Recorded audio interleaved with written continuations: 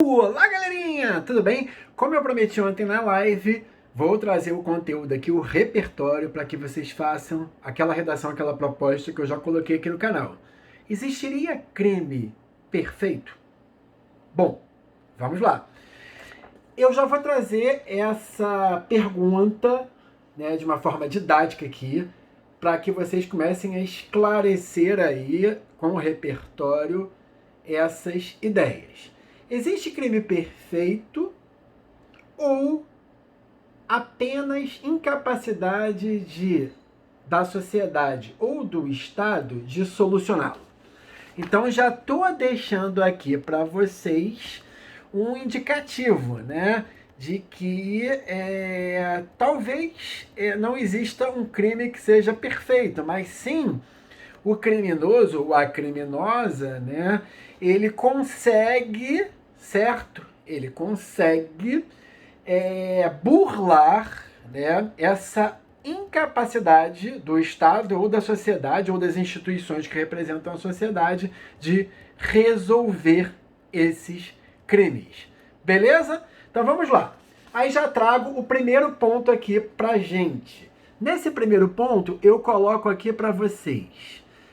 O que é preciso fazer para que a gente solucione os crimes no Brasil?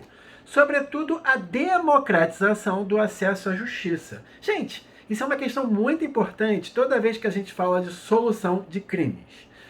Bom, será que crimes são solucionados para alguns, para os ricos, para os privilegiados, não são solucionados para os pobres? Será que esse acesso à justiça é igual para todos? Nominalmente, na nossa Constituição, o acesso à justiça é um direito de todos, tá?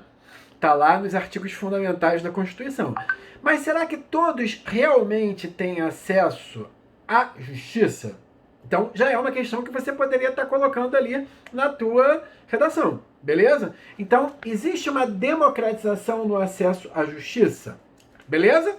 Ponto 1. Bom, ponto 2. A questão da violência urbana, que sobretudo no Rio de Janeiro, na cidade do Rio de Janeiro, é uma questão que sempre preocupa. Em qualquer eleição, seja para prefeito, seja para governador do estado do Rio de Janeiro, seja para prefeito da cidade do Rio de Janeiro, nós temos a questão da segurança pública, é sempre uma questão que os candidatos estão ali discutindo. É uma questão fulcral, é uma questão absolutamente central nas discussões do Rio de Janeiro. Beleza? Então vamos lá. Item 3. Existe crime do colarinho branco, né? O que são o crime do colarinho branco? São os crimes cometidos por pessoas que ocupam altos cargos na política, no Estado, na justiça. São pessoas que são membros de uma elite. Esses crimes do colarinho branco, eles têm a mesma punição? Essas pessoas são punidas? O grau de resolução desses crimes é o mesmo? A gente sabe que não. No Brasil, né, a gente fala de crime do colarinho branco quando o cara é uma figuraça, né, da política, do judiciário. A gente não diz que ele nem é bandido, né, que ele é um político que foi pego, né, numa ação ilícita. Até a forma da gente qualificar, né, o crime do colarinho branco, a gente já está respondendo que não, que o crime do colarinho branco, crime cometido por um membro da elite, ele é julgado de uma outra maneira, né? Então vamos lá. Item 4 que eu trouxe aqui para vocês. Né? Uma pessoa, que é uma das inscritas aqui no canal, ela fez uma redação muito bacana, tá, sobre essa questão da existência ou não do crime perfeito. Ela colocou uma coisa muito interessante, que é o assinte da não resolução dos crimes, né? Então, a gente, quando acaba de ler Uma Janela em Copacabana, a gente fica indignado porque não há solução. Ou seja, a nossa protagonista, a nossa criminosa, que é a Celeste, ela não é presa. Muito pelo contrário, ela deixa uma carta para o Espinosa, né, uma carta até meio que debochada, e ela acaba solta. E ela diz lá na carta que agora cada um está de um lado diferente, né? Ou seja, ela praticamente confessa o crime é esclarecido, porém não é solucionado, né? Não como uma solução justa, né, que seria a prisão dela, tá? Então, isso nos passa uma sensação de assinte, não só em nós, leitores do livro, mas quando, né, ocorre um crime no Brasil que não se soluciona, qualquer tipo de crime, seja um homicídio, um crime de racismo, né, e ele não é solucionado, a gente fica, né, pé da vida. Isso é um assinte, né? Eu achei essa justificativa dela, que ela usou na redação dela, muito boa, tá? Bom, quando você vai fazer uma redação sobre a resolução ou esclarecimento de crimes no Brasil, é importante que vocês peguem dados. Por isso eu vou deixar aqui, linkado a esse vídeo, uma matéria da Isto é Dinheiro, tá? Um link para vocês abrirem, sobre a resolução de crimes no Brasil. Então é importante que você use como repertório dados sobre resolução e esclarecimentos de crimes no Brasil. Vou ler só um parágrafo aqui para a gente entender o que eu estou chamando de dados aqui de esclarecimento e resolução de crimes, tá? Diz assim, um indicador nacional aponta que 44% dos crimes de homicídios no Brasil são solucionados. Então, ó, esses dados estão aqui, você poderia estar usando na sua redação. Então, apenas menos da metade dos crimes são solucionados, sobretudo os crimes de homicídio, tá? Isso deixa o Brasil abaixo da média mundial, que é de 63% de resolução, segundo dados reunidos em 72 países. A porcentagem brasileira, no entanto, é compatível com a média dos 18 países da América Latina que foram avaliados, que é de 43%.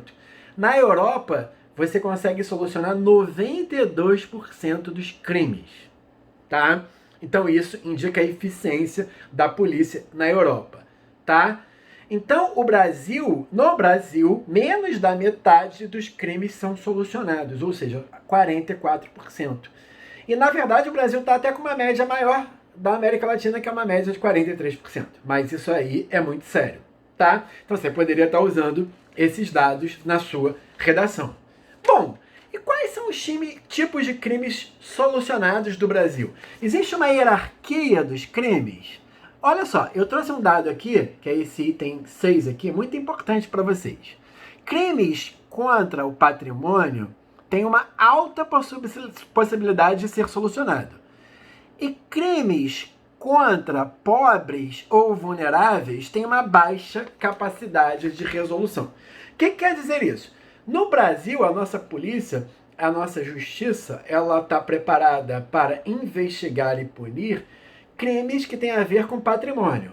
Então, alguém que roubou um banco, alguém que roubou uma velhinha, os famosos crimes que você chama de roubo de galinha, né? Roubo da galinha do vizinho, né? Esses pequenos furtos, né? Qualquer crime contra o patrimônio, ele tem uma alta possibilidade de ser solucionado.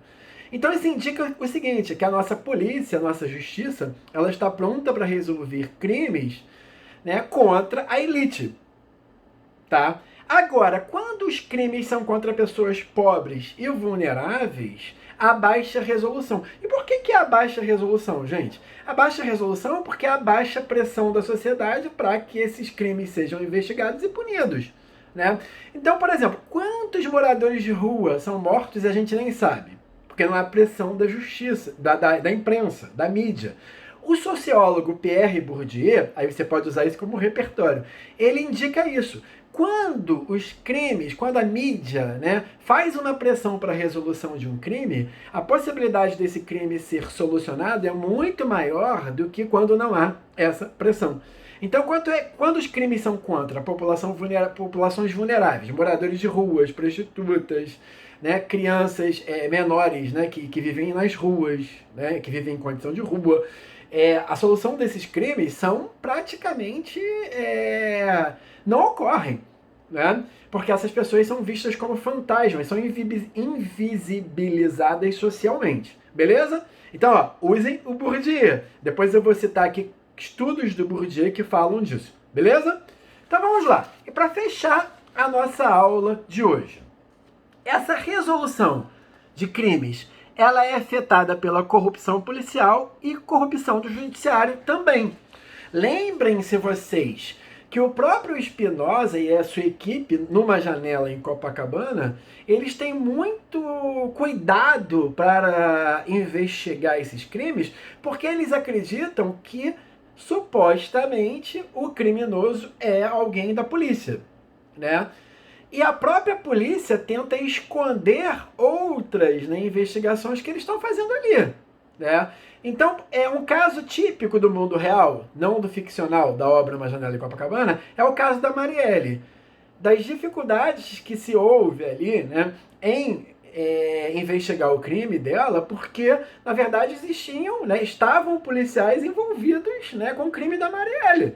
Então, olha a dificuldade, você ter que investigar uma pessoa que é do mesmo segmento de trabalho social de você, que é um outro policial, né? Então, o quanto que ali provas são ocultadas, pessoas são silenciadas, arquivos, né, o que a gente chama de arquivo morto, né?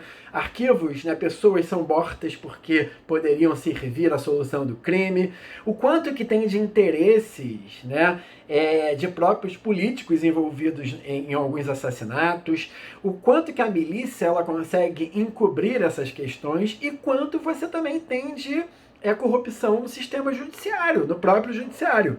Quanto que juízes são pagos, né, por criminosos, por agentes públicos, por políticos, né, por membros da elite, para esconderem esses crimes. Ou então para deixar lá aqueles processos anos e anos sem serem julgados. Né? Então, olha o quanto que esse privilégio econômico também, né, faz uma força para que os crimes não sejam julgados. Né? Então essa elite econômica, ela não é só uma elite econômica, ela é uma elite que ela exerce pressão sobre o judiciário, né, sobre a justiça de uma maneira geral e sobre a própria polícia. Beleza? Então eu acho que agora você já tem repertório para responder a pergunta. Existe crime perfeito? No caso de Uma Janela em Copacabana, o crime é quase perfeito. Ele é esclarecido, porém ele não é solucionado enquanto justiça. Não confundir também, gente, justiça com justiçamento, tá? Justiçamento, ele ocorre quando você vai, por vingança, solucionar um crime. A UERJ já cobrou o tema da vingança, tá? Num livro muito parecido com Uma Janela em Copacabana, que foi da UERJ de 2019, né? Então, justiçamento é quando você ou então um grupo social que não é legítimo representante da justiça e do Estado, tá? Por exemplo, quando a milícia ou quando o tráfico vai resolver uma questão que a justiça deveria resolver e vai matar alguém. Isso é justiçamento, baseado em vingança. Então, não confundir justiçamento com justiça, beleza? Justiçamento acontece muito devido a essa alta carga de violência urbana de cidades como o Rio de Janeiro. Beleza? Então, galerinha, vou deixar a matéria aqui com os dados da Isto É aqui embaixo na descrição do vídeo. Espero que vocês tenham gostado desse material que vocês mesmos me pediram aqui, que é um material de repertório para que vocês façam essa redação. E, querendo, me envie a redação para o meu e-mail, que também vai estar aqui embaixo. Grande abraço, professor André, uma excelente semana e quarta-feira da semana que vem, dia 19 de janeiro, nós temos a aula 3 do nosso mini curso sobre sonetos de Luís de Camões. Abração, galerinha!